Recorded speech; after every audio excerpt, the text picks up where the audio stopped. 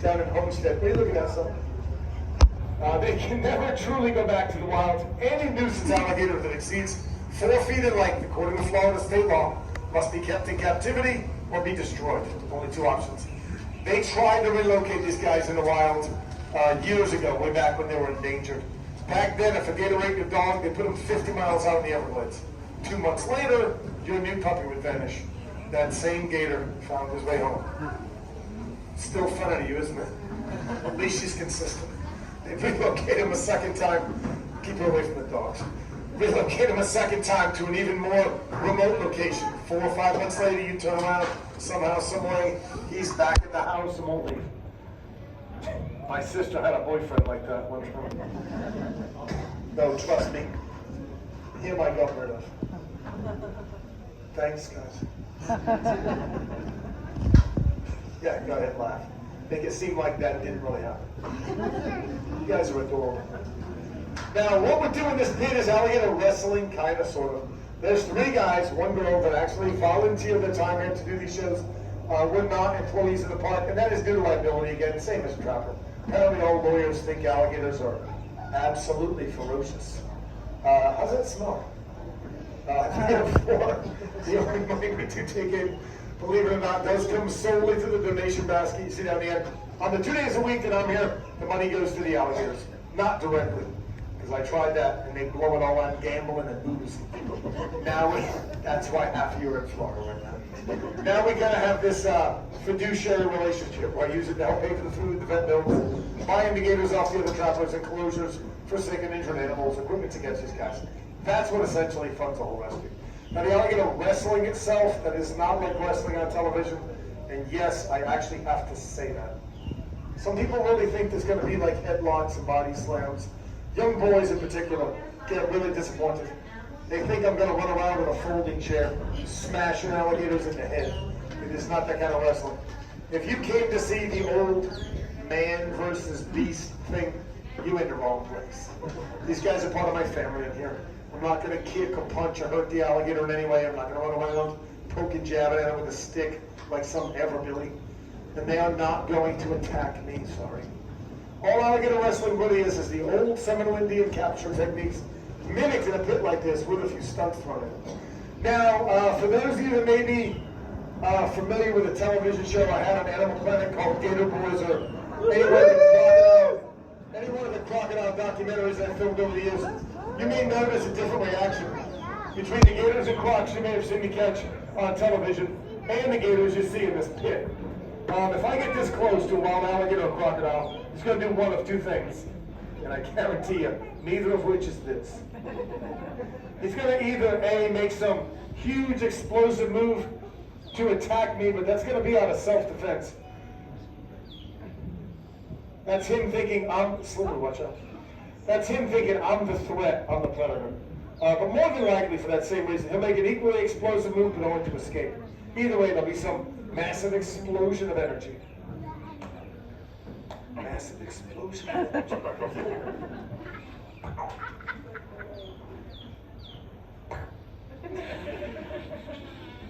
There it is. Alright, these guys don't do a whole lot of that stuff. They don't do that because almost every gator in this pit has been here long enough to realize that I am not going to hurt them. And once that kind of settles in, there is no real motivation to make these huge explosive movements they're so famous for.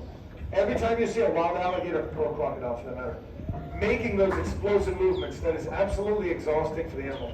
These guys are ectothermic or cold-blooded, so they really only have a handful of those moves in them before their bodies begin to build up with lactic acid, and eventually they can barely move.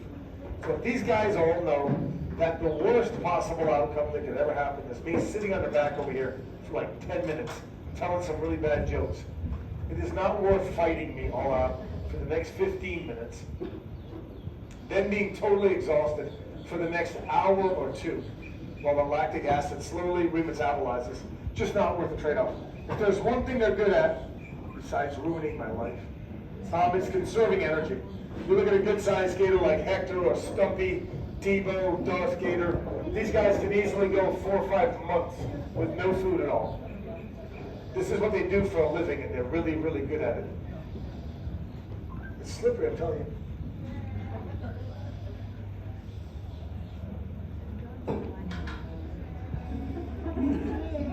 Right in the face. Bam. That doesn't mean they love me and we're friends and we take windy walks together at night. Trust me, Hector doesn't love me. Not like he used to. I still remember a time when you and I would we used to sit and we would talk for hours. Lately, I feel like we don't even communicate with either now. I'm trying to reach out and you withdraw. Listen, I can't fix it if I don't know what's broken. Please say something. I'm giving up on you.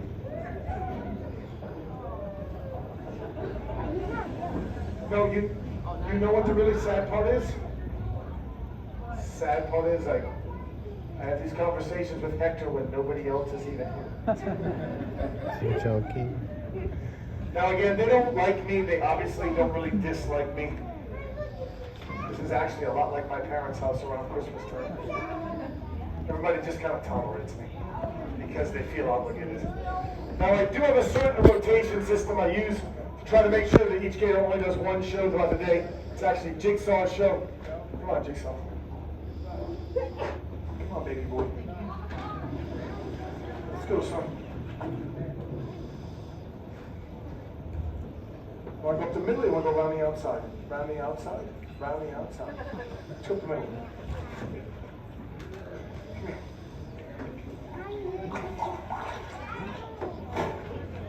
Hey, listen, if you slap me in the butt with that tail, you better buy me dinner and tell me you love me first. I'm not a prude. You start smacking me around back there, I like a little romance first, okay? Otherwise, you just feel cheap. We've gone off the rails. Listen, I'm going to be honest, okay? This gator's been dead for 2 weeks. And until he starts to stink, I'm going to keep using him. Playing dead is Jigsaw's best trick. Come here, my boy. Come here, my boy. Sorry, Hector, maybe you should have put a ring on it. I don't really get out much. Now, if you're a Seminole warrior, let's say back in the 1800s, and you're out catching alligators, you're doing that to feed your family. But you always want to catch them alive. Alligator meat spoils very quickly in the hot Florida sun. So the first thing you'd want to do, obviously, is tie the jaws shut. A gator this size, over 2,000 pounds of crushing power per square inch of the jaws. That is enough to crush any bone in your body. Go ahead, show them. Just kidding. Tying the jaws by yourself could be a little challenging. You do need 2 hands to tie a good knot, and something has to hold the mouth closed while you're doing that. We risk losing your fingers in the process. So the Seminoles came up with a technique they now refer to as bulldogging, holding the jaws closed with your chin in your chest. It would free your hands up, give you time to take out a little rope and tie a knot. If you want to take a picture, wait for both arms go out to the side, or you see the blood pouring down my throat. It's usually what I tell the kids to just stay in school.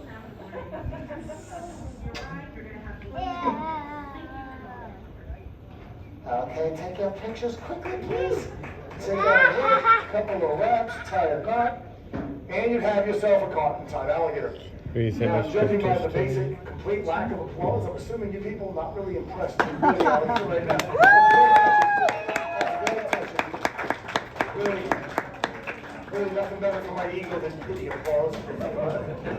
I mean, if you're looking for me after the show, I will be checking into therapy. I will try to redeem myself in a minute or two.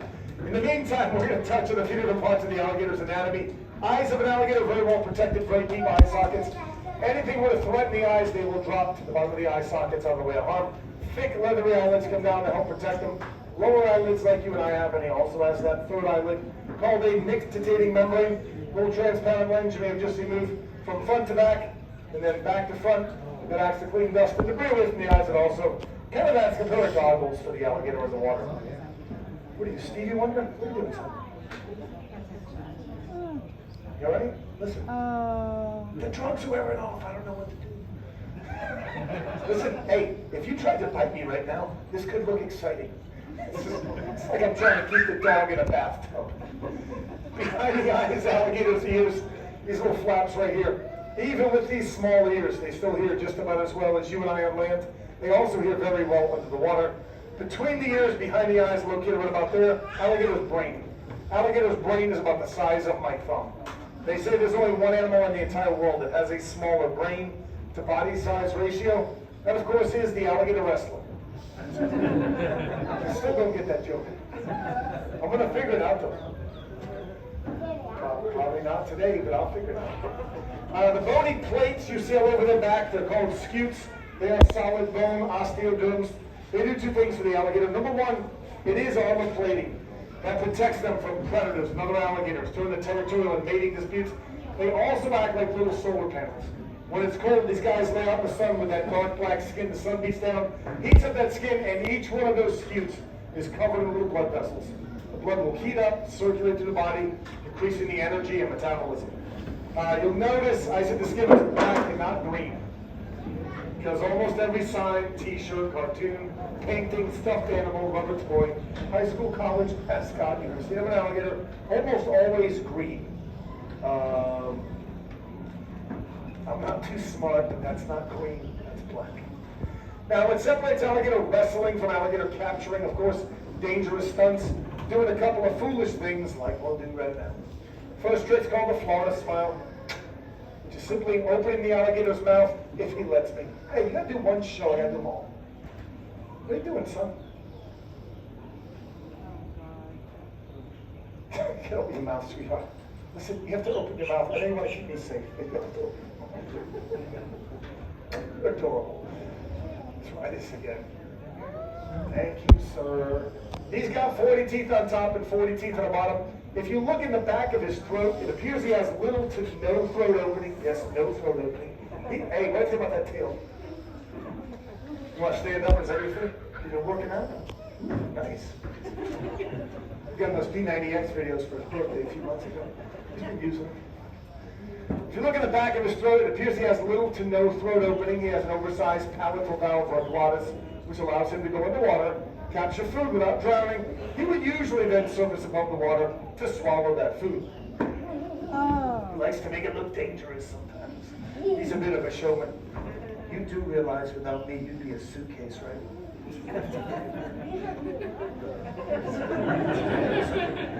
Listen, we're pretty much over 2 with applause right now. More pity applause. We'll both be in therapy after this. Is this thing even on? Check 1, 2. I was like Dave Chappelle all day. You guys just roll into town like a funeral. You're probably a laughing on the inside kind of crowd, that's all it is. That's okay, I'll do this last trick and let you guys go back to sleep. I make myself laugh if nobody else. Last trick is called a face-off, because if by chance I do mess up, yeah. And listen, this is also going to show you exactly what a bachelor's degree in psychology is now worth. From the University of Massachusetts, anyway. My parents waste a lot of money on college. They don't really appreciate the fact that I make bad jokes about it in an alligator pit. 53 years old and my dad's still telling me to give him his money back. Trust me, that would never happen. Last trick, no hero stuff. You gonna stand up again? All right, whatever works. We almost made it. Listen, the suitcase thing can still happen, my friend. I just make one phone call and you're full of zippers. I mean, I can have you in checked baggage by next Thursday. That's a joke, you know I love you. Stop messing around. It's the last trick. Listen, I wasn't going to tell you this. I have a whole plate of Girl Scout cookies with your name on it, okay? And I make them with the real Girl Scouts in them. Oh, please. Don't feel bad for those kids. They came to my house peddling shortbread cookies. They deserved it. I knew there were Thin Mints in the trunk. I think we can all agree there should only be 2 kinds of Girl Scout cookies. Thin Mints and Samoas. That's it. Take those tag-alongs and do-si-do you in on the driveway, kid. No, you got it. And listen, the box of Thin Mints is still mismarked. And that's not a joke. I've been writing letters and emails for over 20 years. I'm dead serious. The next time you get a box of Thin Mints, read it carefully. It says something crazy like 8 servings. On what planet? There are 2 servings, tops. They give you one sleeve and the other. I think that's in case you happen to be on a hunger strike and you have to share. But if you're home alone and that box is in the freezer, who are you kidding? That whole box is one serving. What are we doing? Face off. Last trick, kid, last trick. Oh, I'm out of jokes. I'm out of jokes. I have no jokes left. I have no jokes left. It's like, sorry, I thought you had one more. Sometimes this smells amazing, my friend. Hey, I found my keys. That's enough of that stuff. Happy for Jigsaw too. Hey, I like the way you walk, girl. Oh.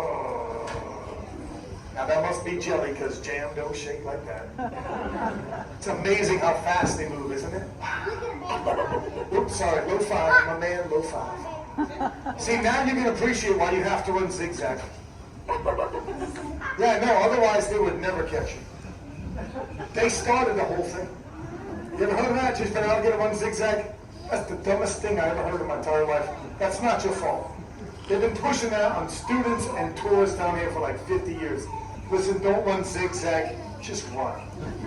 If you're gonna do anything, you trip the kids and you walk away with dignity. Not your own kids if you help it, but I mean, if it comes down to it, come on, man. They're smaller and faster than we are. They got a much better chance. That kid is so hopped up on Mountain Dew and Skittles right now. That Gator has no chance. Should be doing that reverse matrix flip on the upside down. Gator's like, oh crap, she's on Skittles. Nobody got time for that. You wearing Crocs to a Gator show? That's incredibly disrespectful. Jigsaw, she got Crocs on. Come on, Jigsaw, come on. Come on, go get her. Come on. Oh my God. See how fast you run in them Crocs. Come on, Jigsaw.